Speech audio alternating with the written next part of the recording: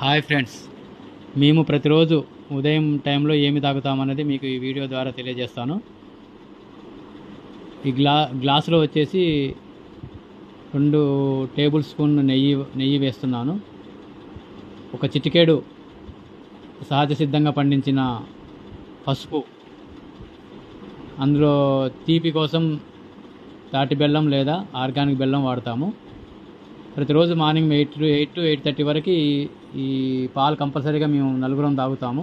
గత 10 months నుండి తాగుతూ ఉన్నాము. ఈ పసుపు పాలల్లో వేసుకొని తాగడం ద్వారా క్యాన్సర్ రాకుండా నివారిస్తుంది. అది ఆ పసుపు అలా చాలా పవర్ఫుల్ అన్నమాట.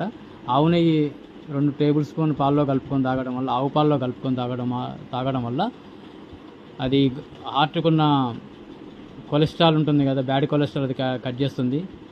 మంచి కొలెస్ట్రాల్ను డెవలప్ చేస్తుంది.